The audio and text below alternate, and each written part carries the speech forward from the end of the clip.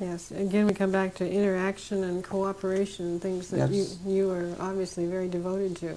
So cooperation, communication, networking, that's the name of the game right now. The cover crops that you raise, I want to get back to the crops. Do you have, say, set ones that you use, or do you use this rotation, the same rotation on every field? Okay, we should probably divide cover crops in two categories. In the livestock situation, we would normally seed a legume of clovers and alfalfa and grasses with the oats. And so we have covers that way that would be spring seeded in the spring. And then the ground would be covered that year. It's in oats, and then its ground's completely covered, solid seeded for the next year in hay. So we have solid seeded covered for 2 years out of the 5. Okay, now we've got these 3 years of corn, beans, and corn on ridges, and then we were working with fall cover crops. How do we get fall cover crops to work in Iowa where the season's shorter than it should be? And we've struggled with that. That's a hard one. Because of the short season? I'm sorry. Yes, to get enough growth, to get enough nitrogen, to make it worthwhile to pay for the seed. And so we've been using broadcasting with airplanes, highboys, and all these kind of things to do that. And the economic net has not been the best. So we have gone now to trying to drill a cover crop after harvest, and putting just 2 rows of rye is one that we would use following corn. And then we would use oats and hairy vetch combination together to follow soybeans after harvest. So that's where we're at. We've got to get this down that we can make some money at this, control the weeds, help hold the nitrogen, and control erosion without getting ourselves in trouble. Because when it gets dry, if we got too much growing out there, it takes nutrients, it takes water. So like most everything else, when people move, say we've got this black field out there, and they don't like that.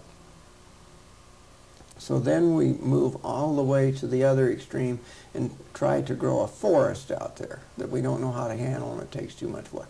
So again, it's balance. How can we make this work? When you said it was economically not feasible, did you mean it was just too expensive to plant using an airplane? That cost, and using too much seed, it was too high priced. We've gone to raising our own now. Oh, do you? And then the other thing, that if we got too much on, especially with rye, it would reduce our yield. So it was kind of a triple whammy again of the cost, the machine cost, however you put it on, seed cost, and then a yield reduction. So hopefully we're going to get a lot closer now. Well, you've made some strides, obviously, already. What are you looking forward to trying this year particularly? Well, it was the strip crops and this new idea with the 2 rows of cover crops on top of the ridge. And we're still struggling with nutrient uptake in the ridges. So with PFI cooperators, we've tried liquid starters and dry starters and deep banding, and we need some more trials. We have some, but we need some more to see if that will give us some direction of where to go, how to get additional fertilizer on ridges.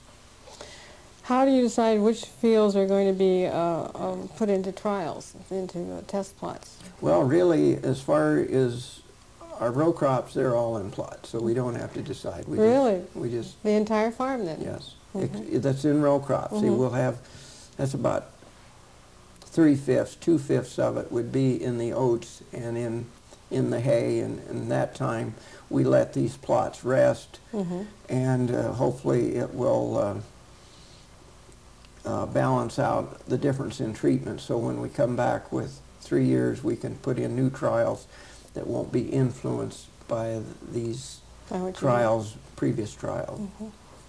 Do you feel like you've inspired any of your neighbors close by to change their farming practices? It's usually the closer, the slower.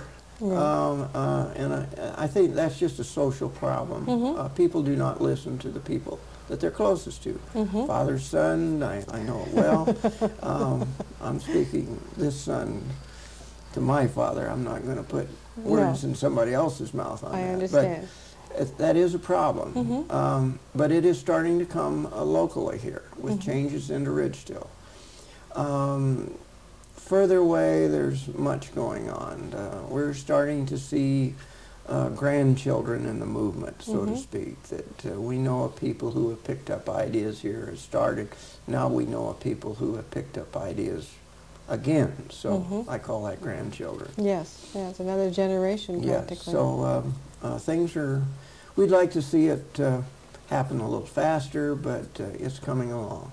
And we want people to take it slow and do it right.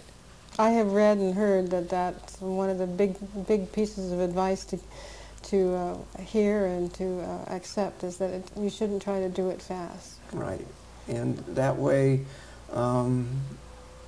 because if somebody does it wrong, everybody always notices the time that you make the mistake. Yes, what is it about human nature that we do that?